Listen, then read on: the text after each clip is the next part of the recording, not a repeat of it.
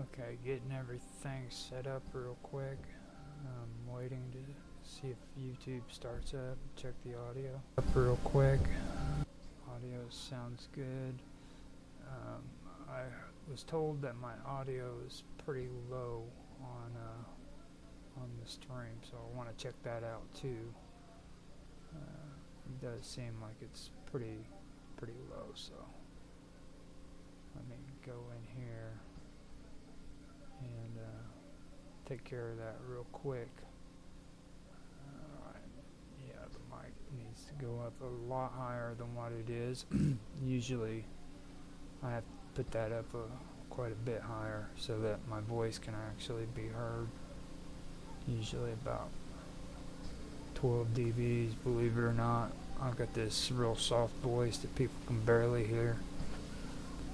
Make sure it's in the yellow when I talk.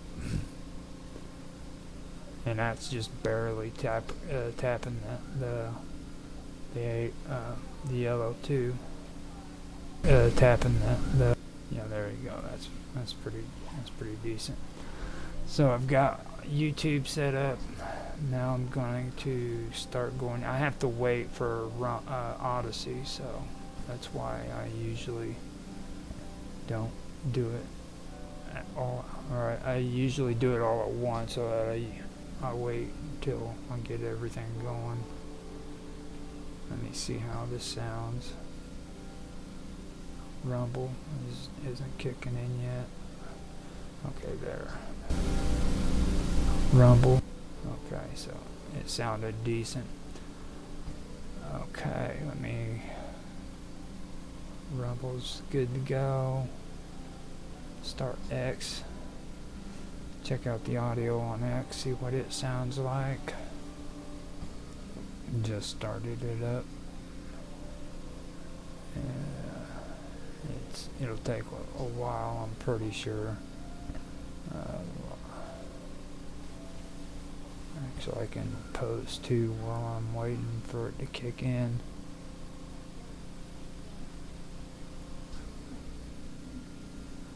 If it's gonna kick in, I don't know if this is a good idea, to be honest with you. Let me see what's going on here. It says that oh, I gotta stop this. It's the wrong one. Go to analytics. Yeah, I did it again, didn't I?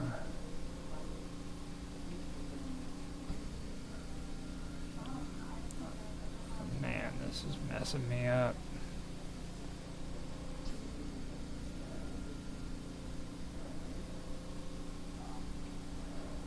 Producer.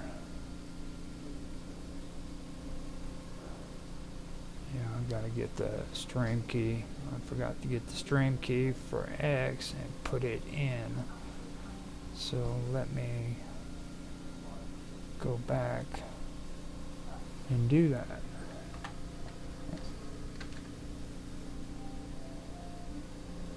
And now I hit start. And it should kick in.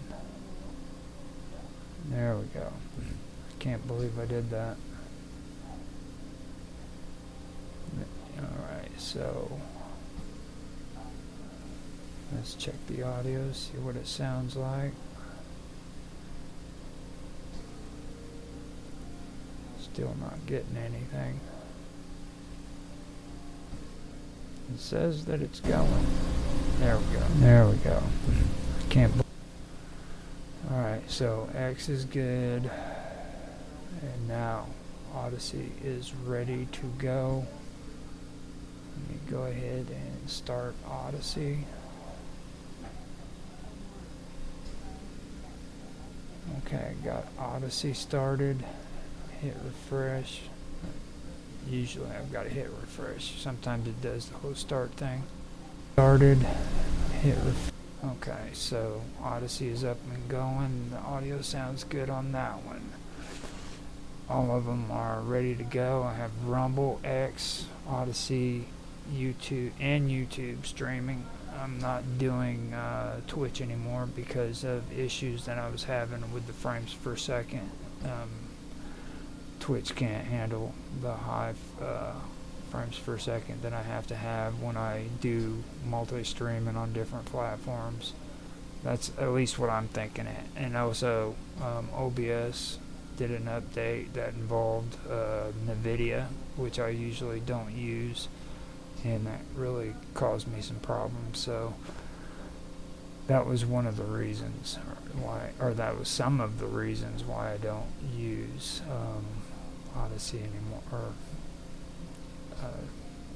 you know what I'm saying. But anyhow, today I am going to be doing the Storyteller. I have my topics or talking points up, and here in a minute I am going to go ahead and start the stream, get some stuff going. But before that, I am going to go and take a quick smoking break, and like usual, I will go ahead and put in some background music to where you guys can listen to some cool stuff if you want to. Let's see what this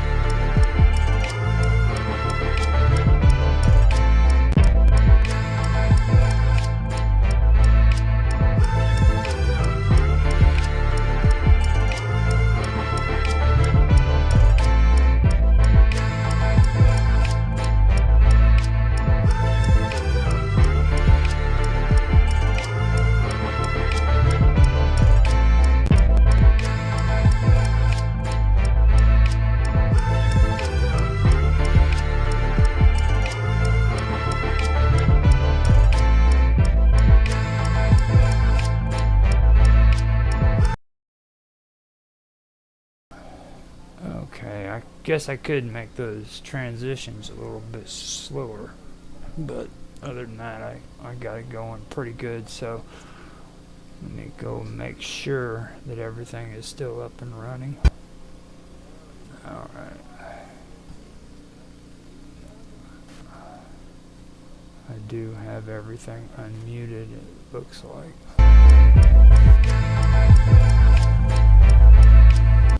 Audio is good on there.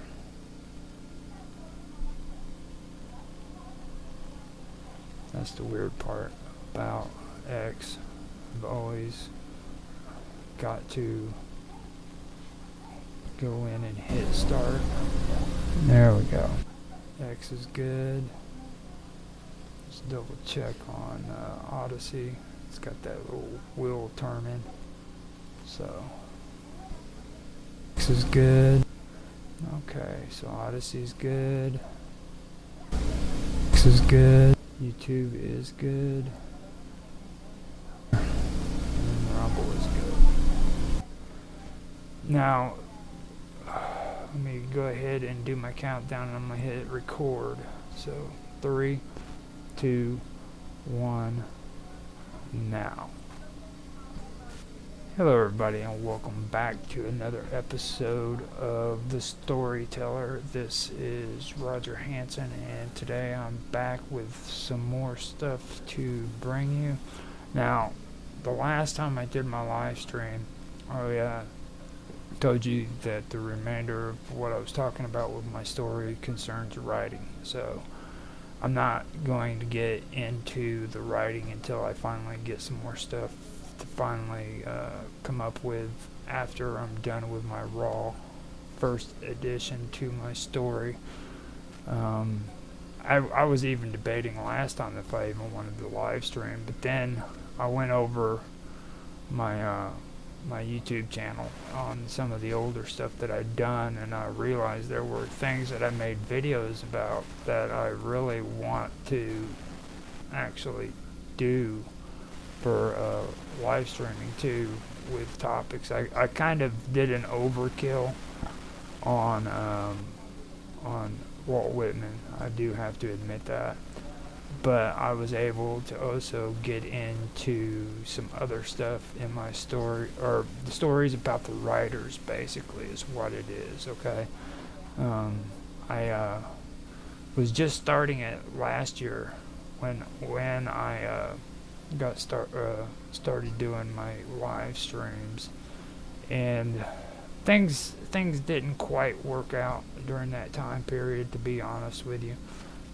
There were some issues that I did have that I wanted, or that made me basically stop going and doing the whole thing with the stories. So I don't really want to get into it, but I did want to at least say that much. Now, with the topic that I did on my last one, it was about Sadek Hadayat, and he's the one that did the Blind Owl, which is got a lot of Persian influence in it.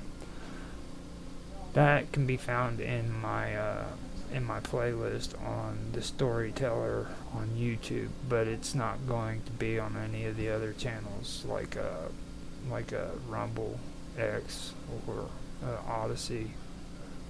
But to be honest, I mean, Rumble is the only one that I actually do put playlists on that you can check out some stuff. I haven't got anything for the recordings yet, but I'll have those released by the time the end of this year is up. I'm going to start putting them in January during the cool down time when I'm not doing my live streams. So I do want to let people know that there will be material out in the recording area. It's just going to take a little bit of time to get it going. Now, what I wanted to do is I wanted to go further with some of the writers that I had in the past that I've actually been inspired by, and I've actually not only been inspired by, but that's influenced me and made me kind of excited about writing and stuff like that. Um, Mythopia, I believe, is what it is. That's the one thing that I do want to talk about today. There are a couple of writers that I was inspired by, actually quite a few of them. But the two that were the most important to me was H.P. Lovecraft and also, like I said, a few others. For starters, now the ones H.P. Lovecraft was one of the first ones, but before I get to him or get to anybody else, I want to start up I want to start from the beginning, basically, and discuss Mythopia, okay? And then after that, I want to go into talking about pulp magazines. Now, a lot of people, they sit and they watch movies on TV, and they don't really even realize, or most of them don't even care how old these stories actually are. And I thought that it would be a good topic to bring up, because these are actually old writings that a lot of people don't know about. And before I get started too, there's a couple people that kind of inspired me today to even do this topic, because I've actually been getting more involved on X, and actually paying attention to the posts that are going on there. And there are a few people on X that have been really inspiring me to want to get into this topic, and maybe if we can, I've mentioned it to one of the guys that I'm about to mention, that maybe we should do a stream on some of this stuff, because it's very interesting. Now, one of the guys that got me started with to become interested in doing a stream on this topic was a guy on X. He goes by Von Leer. He's first of all, I want to say thank you for supporting me on there, Von Leer. You like and comment and repost my stuff all the time, and I do appreciate that. He's big on comics. He does. He posts a lot of stuff from things like Comics Who Love Comics, and things that are in channels, I guess they are. They would be on X. I'm not sure if they're actually, I don't know what they're called, but he does post a lot of that stuff. And then Aaron Hook, he's another guy that's mentioned some of this stuff too. And I really appreciate you guys for the support on there. Now, these guys are the ones that kind of got me into the idea that maybe we should or I should do an episode on this, because it really is a good topic. It's something that I need to use as my as a part of my streams. So that was the decision making behind coming out with Mythopia, which is the beginning point. This is where all of that comes into play, alright? So with that, I'm just going to go ahead and get into the topic, and start talking about it. So here's Mythopia. Mythopia is a term derived from the Greek word mythos, story or myth, and paion, to make. It signifies the conscious creation of myth. Unlike the myths that emerged organically over centuries as cultural artifacts, Mythopia represents an intentional act of myth-making by an individual. This practice involves constructing fictional worlds imbued with their own histories, cosmologies, and moral framework, akin to the epics of antiquity, but shaped by the vision of a single creator or creative team. While the myths of ancient civilization often arose from collective storytelling traditions to explain the cosmos, divine forces, and human existence, Mythopia operates differently. It invites the creator to function as a myth-maker, deliberately blending narrative, philosophy, and imagination to craft worlds that resonate with timeless truths. In modern storytelling, Mythopia has become a powerful tool, transcending literature to influence art, cinema, video games, and even cultural narratives. This article explores the history, techniques, and impact of Mythopia, tracing its roots from the ancient mythological traditions to its profound role in contemporary media. Before Mythopia emerged as a deliberate practice, humanity was already engaging in myth-making. Myths formed the backbone of early societies, offering explanations for natural phenomena, the origins of the universe, and the complexity of human existence. These communal stories served multiple functions.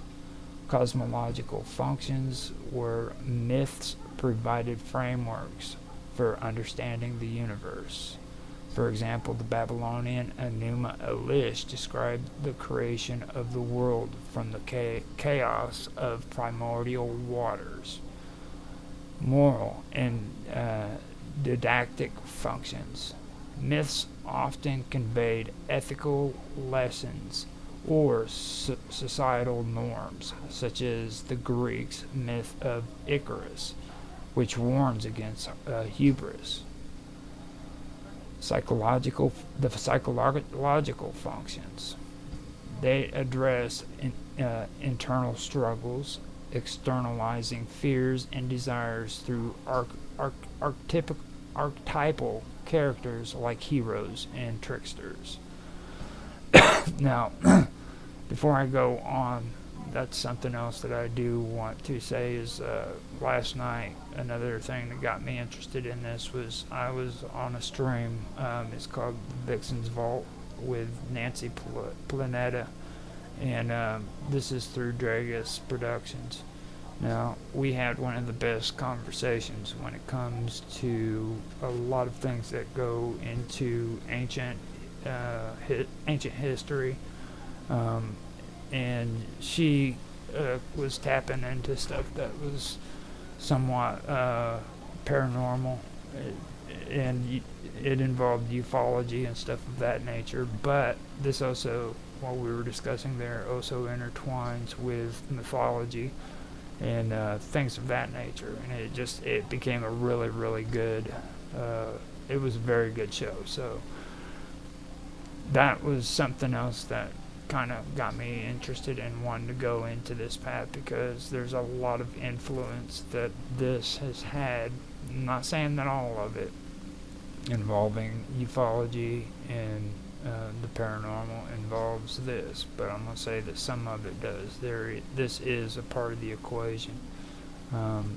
There's a lot of things that this has influenced, and it gets mixed up in the translation, you know what I mean? So go check that show if you guys want to check it out. You can see it on Odyssey, it's on Kick, it's also on Telegram, I believe. There's a few, I know it's on Twitch, so you can check it out there, as well as on Rumble. It's Dragus Productions, Vixen's Vault. Yeah, so that's something I wanted to bring up really quick too. So before I go on, I wanted to mention all that. So now I'm going to go ahead and continue. Okay, civilizations such as the Egyptians, Greek, Hindus, and Norse left behind vast mythic mythic traditions, rich in symbolism and narrative complexity. These traditions laid the groundwork for the archetypes and motifs that continue to inform modern mythopia. The shift from collective myth to deliberate myth making coincide with the rise of individual authorship and literary innovations. Hold up a minute. I believe I need to do something real quick. Let me go ahead and, yeah, I forgot to do it again. Okay, Mythopia. I'm going to put that up on my screen. Mythopia. Yeah. Now, the shift from collective myth to deliberate myth making coincided with the rise of individual authorship and literary innovation. The Romantic movement of the 18th and 19th century marked a turning point as poets like William Blake began using mythological frameworks to explore personal and universal themes. Blake's mythopic universe populated with figures like Urizen and Loss reflected his spiritual vision and critique of the industrial society. Also, the Brothers Grimm is another one that comes to mind when it comes to the Age of Romanticism. If nobody's had a chance to research that and find out about it, there's a lot of good stuff that's involved with that, like the Headless Horseman and things of that nature, which all of that doesn't necessarily come down to what I'm talking about today, because I'm going to be getting into pulp magazines and stuff like that and how Mythopia influenced that. But that is also something that I should bring up, which is a good topic. And I've also been involved in that, which I do find pretty interesting and stuff like that. So Edgar Allan Poe, that's a really good topic to get into when it comes to him, because he was into Romanticism. A lot of people today think of romance as like the romance love novels that you pick up and you read, but that's not exactly what Romanticism was. The Age of Romanticism had a lot to do with a lot of the lore and the myths that were around these people during that time period. So if you haven't had a chance to check it out and do research on what that's all about, please do so, because I believe that if you're into writing, this is stuff that you actually should know. It's a good topic to actually check into and find out. Now, before I go further, I need to check and make sure everything is working properly. Yeah, on my OBS. Yeah, so far so good. Now, by the 20th century, Mythopia as a concept found its champion in J.R.R. Tolkien, whose 1931 poem, Mythopia, articulated the philosophical underpinnings of this art form. Tolkien argued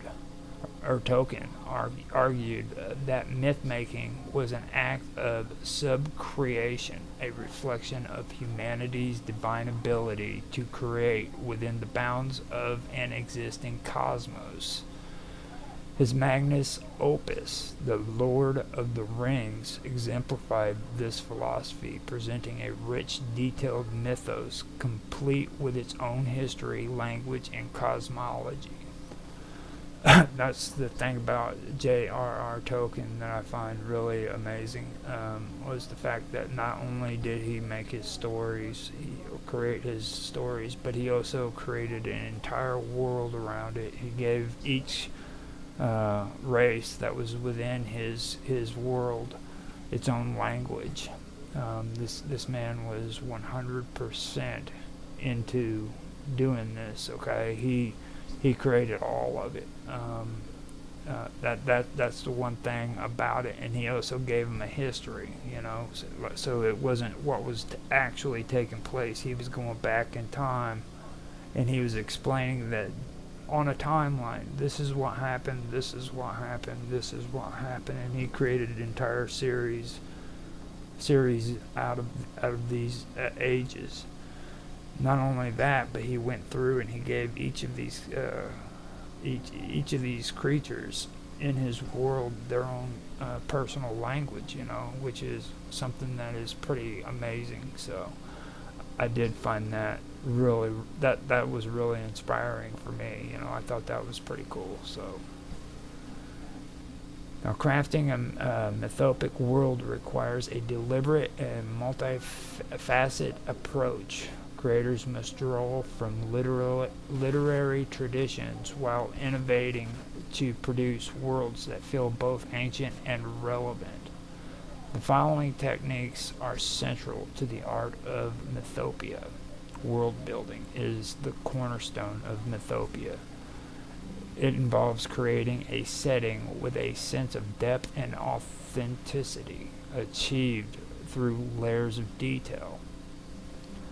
Cosmology, the origin and structure of the fictional universe. This might include creation myths, divine hierarchies, and metaphysical principles. For example, Tolkien's The Silmarillion recounts the creation of the world by Einar, echoing biblical and pagan cosmologies. Then geography, a believable world map with regions, landmarks, and climate. George R.R. Martin's A Song of Ice and Fire is renowned for its intricate maps where every region has its own history and cultural identity.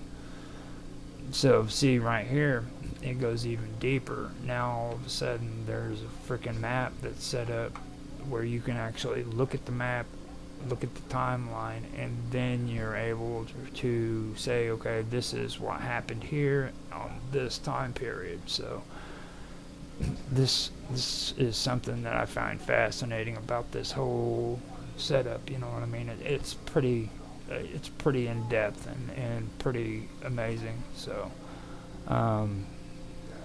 that's pretty cool. Now, the cultural frameworks. Now, society with distinct languages, traditions, and belief systems. These elements make the world feel alive and dynamic. So all of a sudden you're adding in cultural frameworks as well to these characters. Not only their language, but their culture and the framework of it all put together, Mythopia draws heavily on archetypes, universal characters, and themes that resonate across cultures. These archetypes serve as narrative anchors, providing familiarity while allowing for innovation. Examples include the hero, that embodies the journey of growth and sacrifice. For example, Frodo in The Lord of the Rings. The trickster, challenges societal norms and disrupts the status quo. That would be like Loki in Norse mythology. The shadow represents internal and external conflict, often personifying chaos or temptation. And that would be like Darth Vader in Star Wars. Symbolism further enhances the mythic qualities of these stories. Objects like swords, rings, or relics often carry deeper meanings, representing power, destiny, or corruption. A hallmark of mythopia, however you say it, is its reliance on recurring cycles of creation, destruction, and renewal. These cycles mirror the rhythms of nature and human experience, lending a timeless quality to the narrative. For instance, the Elder Scrolls video game series structures its history into mythic eras where gods and mortals shape and reshape the world in perpetual cycles. Similarly, Frank Herbert's Doom explores ecological and political cycles, emphasizing the interplay between growth, decay, and adaptations. And that is where you come up with how it influences today when you start talking about the Elder Scrolls. And I also want to mention something too that I'd mentioned before. It's the fact that with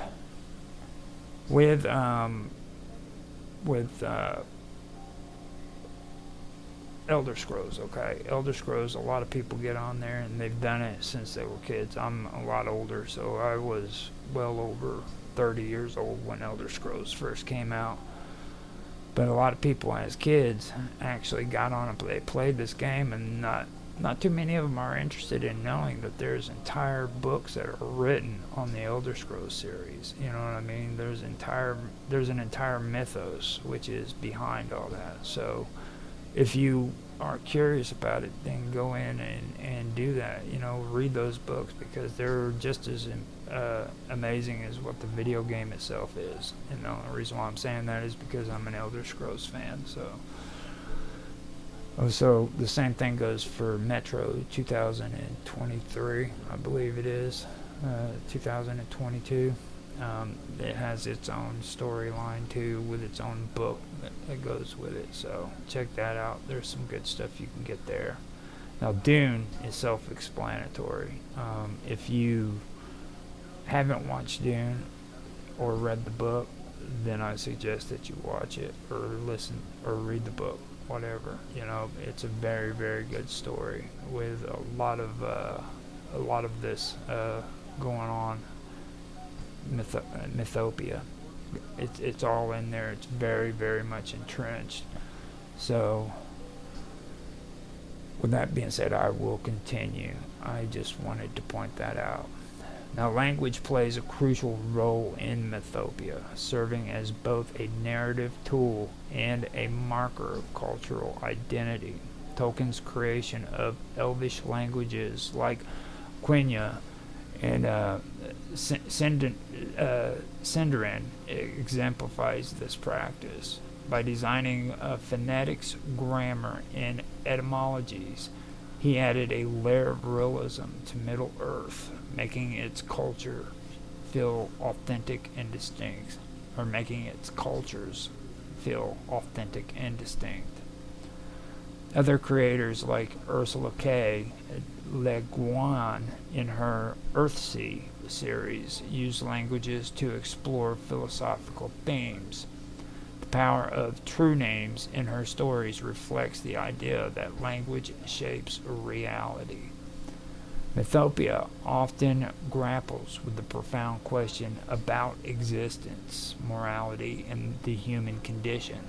While some creators use myth to affirm universal truths, others challenge prevailing ideologies. C.S. Lewis imbued the Chronicles of Narnia with Christian allegory, exploring themes of faith, redemption, and sacrifice. Philip Pullman used his Dark Materials to critique organized religion, advocating for individual agency and intellectual freedom. The depth of these themes ensured that Mythopic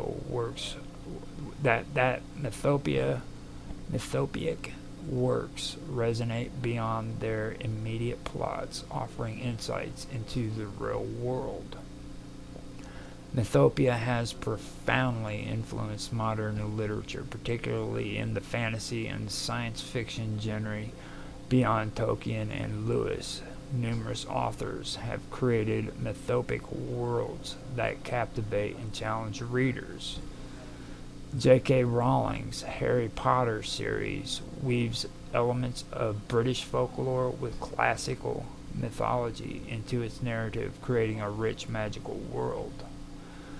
N.K. Jemison's Broke Earth trilogy combines speculative science with mythological overtones, addressing themes of oppression, resilience, and environmental collapse.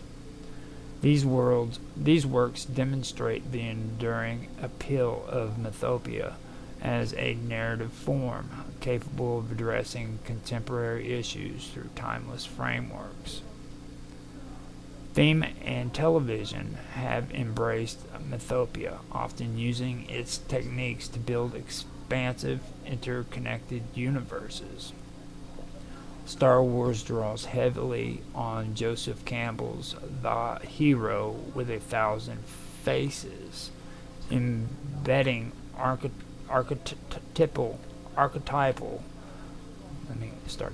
embedding archetypal characters and mythic cycles into its narrative.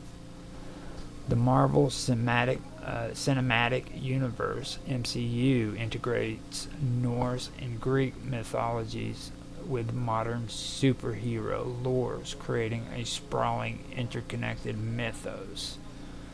Such adaptations brings mythopic storytelling to global audiences, blending spectacle with thematic depth.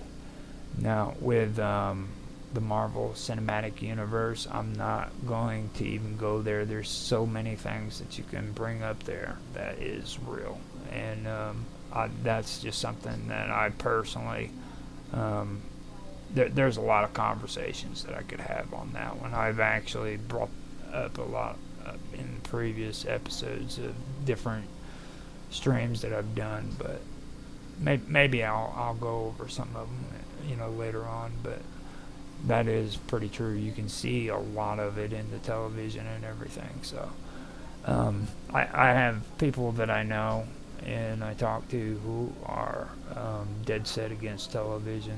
They think that it's rotting your brain and stuff, but I've found that there's actually some truths in it if you're willing to look at it. You know what I mean? I don't have a problem with television. Now, I do have to say that the newer television is pretty much garbage, but if you go back and you look at some of the older classics, you'll find some pretty interesting stuff that you can find in there. It was actually entertainment, you know what I mean? There's a difference between entertainment and garbage.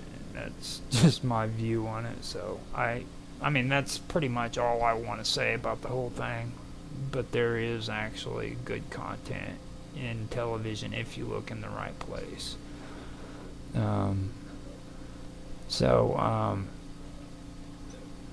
Next, after that, I want to get into video games. Video games represent a new frontier of mythopia, allowing players to immerse themselves in mythic worlds. The Legend of Zelda series uses cyclical storytelling, where a recurring hero confronts timeless struggles against darkness. The God of War reimagines Greek and Norse myths, blending action with philosophical explanations of fate and free will. Through interactive storytelling, video games offer a unique media for experiencing mythopia firsthand. Mythopia also influences real-world narratives, national myths, political ideologies, and cultural renaissances often relay a mythic framework to inspire unity or justify actions. For example, the American notion of the frontier spirit echoes mythic ideals of heroism and exploration, which, if anybody's actually gone in and done any research on the Old West, it was actually a horrible experience where a lot of people died. They start getting into things like Billy the Kid, who was turned into a hero at one point, but then later on people started getting realistic about it, and then started actually saying, look, Billy the kid was a cold-blooded murderer, you know what I mean? So that's kind of where they're going in that whole aspect of it.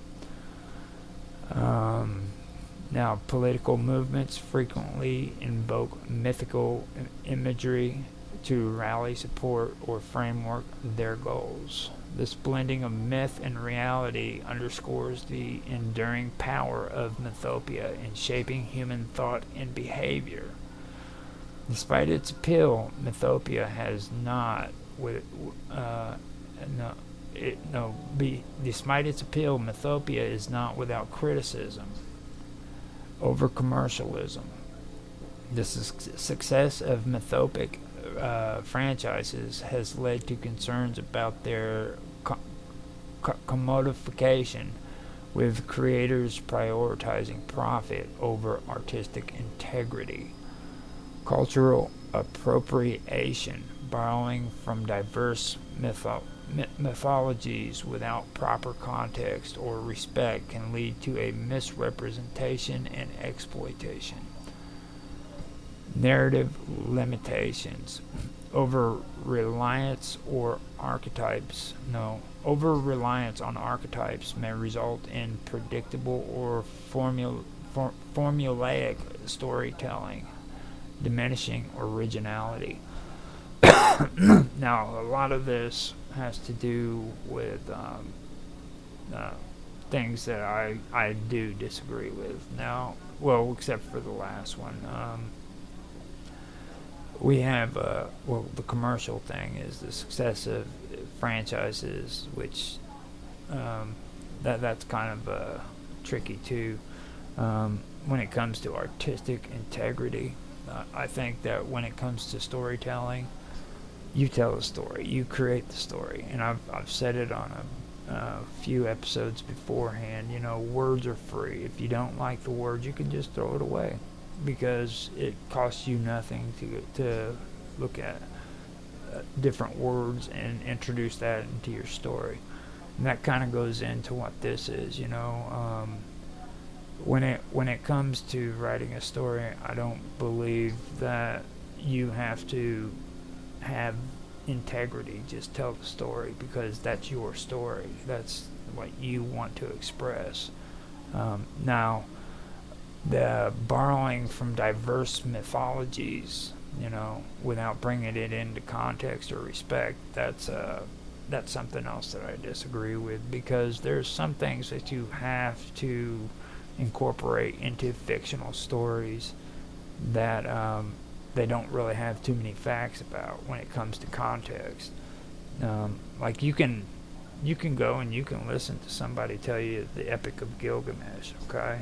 But you need to understand that story was written by somebody else. The actual text that was written for the Epic of Gilgamesh is fragmented, and the tablets are broken up, so they're having to piece them together, and the story isn't really even from one tablet. It's from multiple sources that have been put together, and there's parts that are missing that they're just assuming this is what it said, so you have to take that into consideration. And like for me personally, if I'm going to tell the story of about the Epic of Gilgamesh, I'm going to write it in my own words, and I'm going to embellish it, because there's no way of actually getting like the actual story behind it. You know what I mean? When it comes to ancient history and stuff like that, I love ancient history, and I've done research on a lot of this. I've asked people who just write, what would be a best way of doing it, and they said the same thing. Use a fictional story and incorporate these characters into that fictional story. It could be here on Earth, or it could be on another planet. Just use it to incorporate it into your story, and use aspects of it into it. So that's the one thing that I don't agree with when it comes to that, diminishing originality. Now, that is something that I've recently found with AI. I've played around and asked it to tell me stories, and what I've noticed is like it gives you regurgitated shit that you put in previously, and it just adds to it. Um, with an AI, it doesn't have any sense of emotions or feelings. It's just sterile and emotionless. If there's some kind of story that it wants to give you, it's going to try to tell you of this humongous task that needs to be done in order to save the cosmos. You know what I mean? But it can't tell you what the feeling of passion is, or desire, or any of that kind of emotion, because it doesn't understand that. You know what I mean? So you have to incorporate it into it, and if you're not careful with it, then it'll reset to default and give you the same hashed out garbage that it gave you before. It's all equations and mathematics and nothing else. It thinks on the terms of 0 and 1, not 0, 1, 2, 3. It's just 0 and 1. It's binary. It thinks like a computer, So that is what I noticed about it too. And when it comes to quality, who has the right to say what's quality and what's not quality? I'm about ready to go into pulp magazines and stuff, and a lot of people don't think of pulp magazines as quality content, but there are a lot of people who are a part of the cult following who believes that it is, and I'm one of them. I enjoy a lot of stuff that pertains to pulp magazines, and this is what it really comes down to. So that was one of the reasons why I wanted to add that part into it, so that I could bring that up and actually have a conversation within the stream and talk about that, because that's what is very important. It's your story, you know what I mean? You're telling your story, and it's about what you want to put in it. Don't worry about what other people believe. Now, if you want to go get it published and these people have an issue with it, it's your judgment call if you want to have something taken out or not, or rewritten, but that's up to you. And remember, it's like I said, words are free, Just because you say, okay, I can rewrite something, doesn't mean that you're less of a writer for it. It just means that these people want you to change this part of the story, so go in there and change that part of the story, because it's still your writing, you know what I mean? So it's your call on all that, is what I'm saying. Okay. Now, addressing these challenges requires a balance between innovation and respect for source materials, ensuring that Mythopia remains a meaningful and creative practice. And that's not the way it is. It's always going to be a meaningful and creative practice. People love Mythopia, and it's been around for quite a long time, so no matter what you write, it's going to be there, you know what I mean? Don't worry about all that.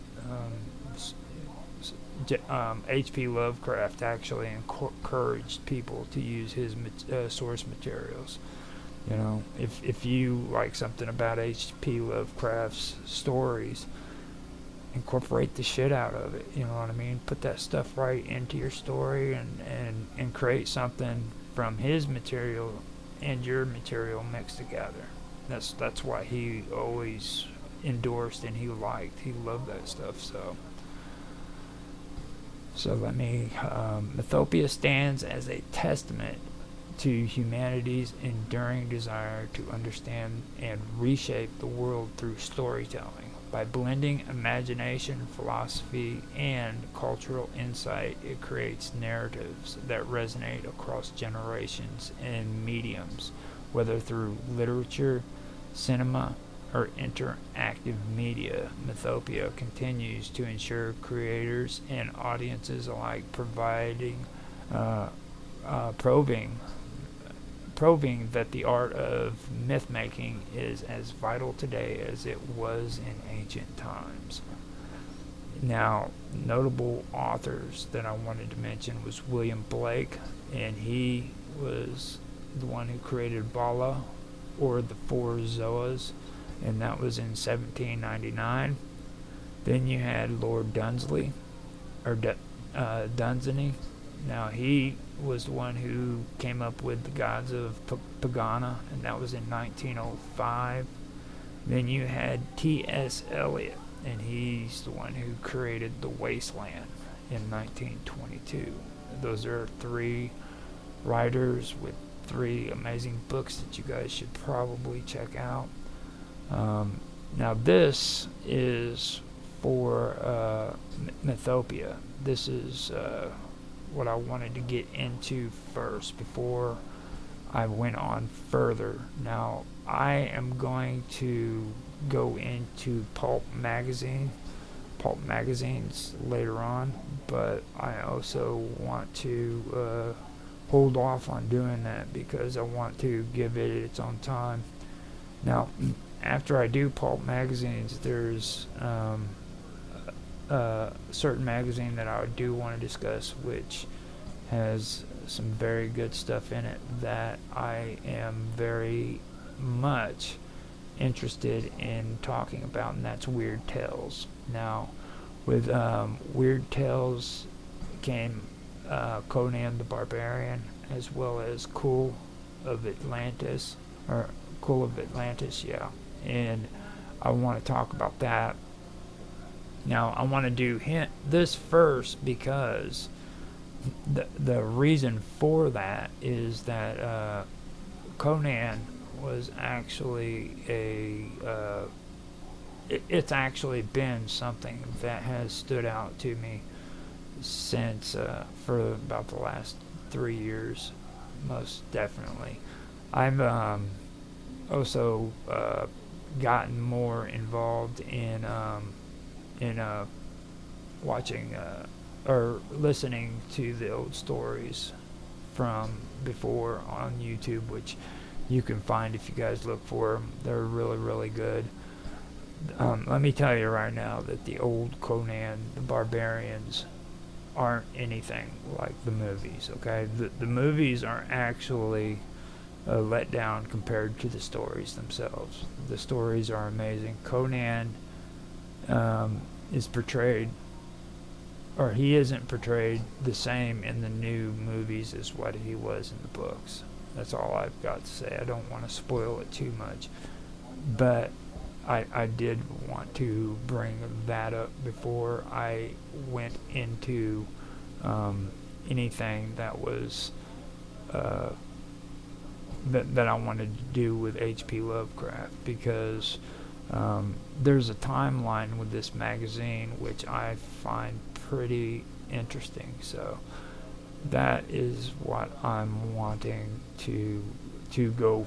That's eventually where I want to go when it comes to all of this stuff. So as time goes by, I will be able to get it all going. But before I do get it going, I want to discuss, Conan. I also want to discuss Robert Howard. Now, Robert Howard was before H.P. Lovecraft, and they both worked for the same company, or the same magazine, which was Weird Magazine. So I'm eventually going to want to break it down, and we can have a stream on that if anybody wants to do it. I don't know who exactly is involved, or who's actually listening or even interested in it, but I will put it out there. If you guys want to do a live stream where you guys come in and we discuss it, we can do that. So, but first I do want to be able to get this recorded and going, and have an episode for it set up to where it's separate from any kind of roundtable discussions or anything of that nature. But I would be more than happy to bring up topics and have people come in and have a discussion about it, because this is this is the bread and butter of writing, man. If you're really into this stuff, man, this is the good stuff. You can find a lot of good stories out there that people have been really into. And if you notice the dates, okay, this isn't new. This isn't stuff that you see being just put out within the last 20 years.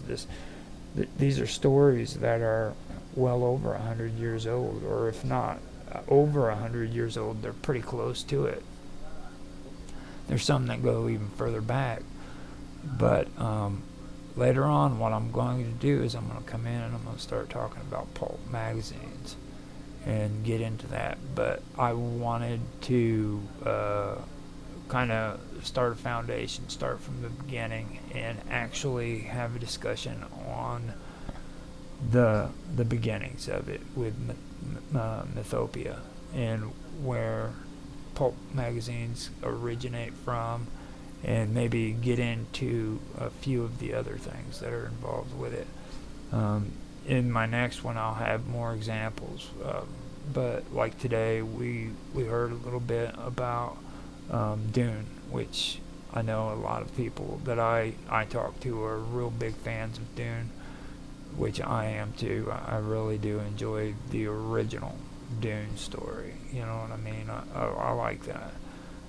So there's things of that nature that I'm going to be bringing up. Then we're going to start talking about other things like Tarzan and things of that.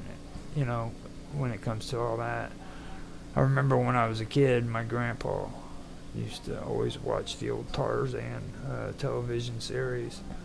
And being honest, when I was younger, I was a little kid, it used to annoy me. It was always, you know, it was always freaking way back when, you know what I mean, all those black and white movies, those horrible black and white movies. But now that I've gotten older, I've actually gotten to where I'm starting to find a little bit more respect when it comes to it, you know.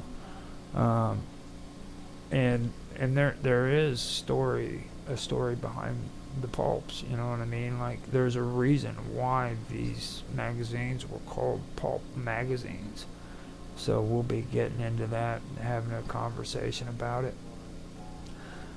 At the moment, I am going through my short story, and I'm looking at it, and I'm wanting to put it together, and come up with or a first draft. While I'm doing that, I want to pull up some talking points that I do want to have a conversation about after I am finished with the first draft. So I will bring it back. It's just, like I said, when it comes to actually sitting down and writing the story, that is where it starts getting a little bit boring, a little bit off. And I noticed, like I said, on my channel, I was looking at the playlists and stuff, and there were a lot of things that I had talked on that I really should come in and do a live stream on and maybe have a discussion about. So I am going to go ahead and focus on some of these things. Like I said, I have already done Sadek Hadayat. That's in one of my previous videos. I'm going through and I'm checking my streams. I have no comments. I've got 3 viewers on Rumble, which is cool. Thank you guys for watching. It should kick in. The audio on X is excellent. And right now I have no views on Odyssey, which I understand. Most people don't really watch anything on Odyssey when it comes to my stuff. So, and YouTube, of course, nobody. But anyhow, I did want to go in and check it and, you know, tell everybody that I do appreciate you for watching. If you're watching, make comments. You know, I love to have comments in the comment section where I can have discussions with people and talk about it. I do have some ideas for projects that are coming up. I really don't want to discuss it because well, in my last episode, I told you guys how sensitive I am with my writing, and I came up with an idea for kind of like a rock opera. I introduced it to a group of people that I've been doing stuff with, and it was just criticized horribly. So that kind of freaked me out. So I don't know for sure if I'm going to be sharing too much more of this stuff that I want to write myself, you know. I just, and I've said it before, I'm very, very sensitive when it comes to the stuff I write, because this stuff is real personal to me, and makes me real nervous, and you know, I didn't handle it very well.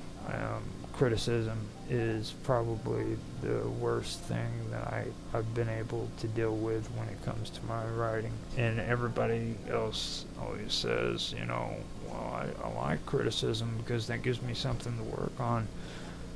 And I've always tried to have that high-minded way of thinking, but that's not the way it usually is. I get too involved in my stories, and it causes a lot of emotional turmoil with me because I'm not used to putting my stuff out there, you know what I mean? And I'm talking about even everyday life. So yeah, I'm gonna go through, I'm gonna work on this and maybe get something going. I just don't really know how I'm gonna do it. The whole issue is like, first of all, the people I was dealing with, they aren't really much well, they don't understand what a rock opera is. Like, heavy metal is a rock opera, okay? And there's a lot of sex, drugs, and rock and roll involved into it.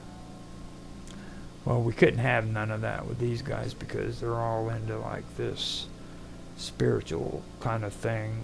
You know, they would probably been okay with the drugs part, but like when it comes to sex, oh no, this is too sexual, and it wasn't even sexual. It was like a little bit of erotica in it, and it was more erotic innuendo more than it was actual erotica, and it just caused an issue there.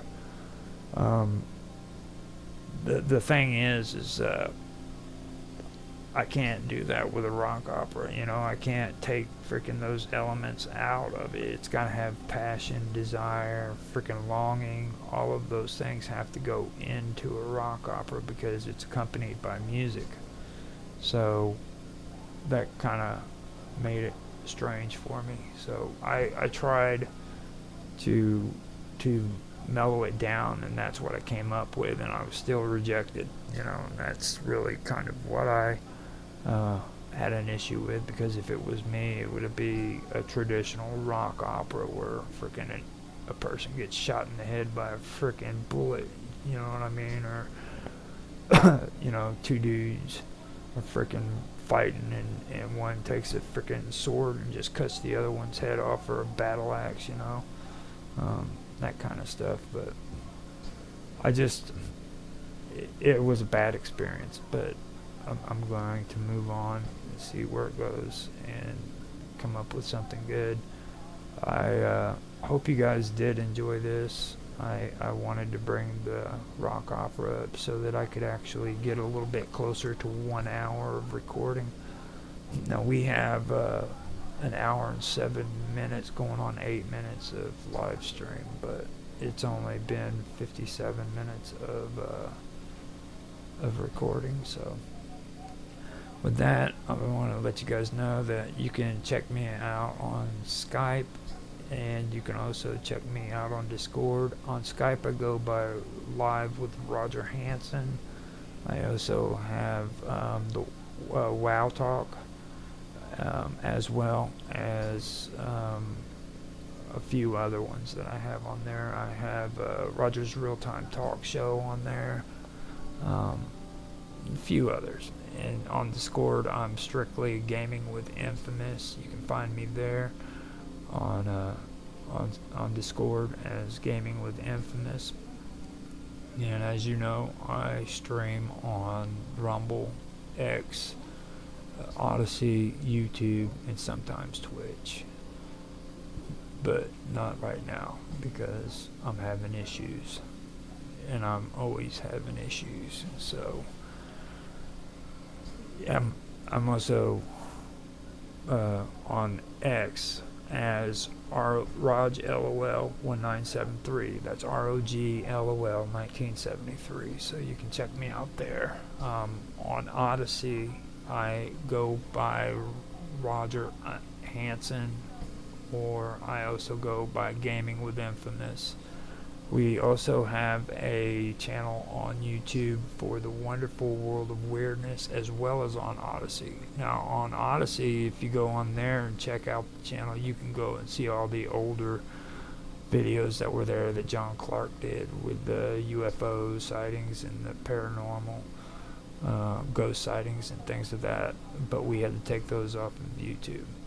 Now, if you go on Odyssey and check it out, you can see all of that, and then the new stuff that we have too. So I'd recommend that you go check that out. Yeah, I'm pretty sure you'd enjoy it.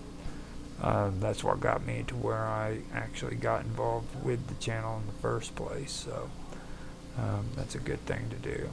Now on Rumble, I have everything on there. I'm in the process now of merging all of my content over from YouTube to Rumble. That's a process in the making or work, and plus I have the Storyteller. The Storyteller is my personal project that I've been working on for a while now. I haven't really gotten it up and going like I would have liked to gotten it going, but it is a work in the process. I've got it on Rumble as well as on YouTube, and I do live stream it on X as well as Odyssey, but I don't have playlists or anything of that nature for it. I do have a channel on Rumble for the Storyteller. If you guys are on there, do me a favor and become just follow it. I don't know what the word is. A subscriber, I think, is something you have to pay for. So I don't even want to play with that. Just follow it, and we'll talk more. But it is on YouTube as well, so feel free to go to either one of those. And I've reached an hour. I'm done running my mouth and trying to cover an hour. So with that, I'm going to shut up and let you guys go. I hope you enjoyed the show, and thank you for watching.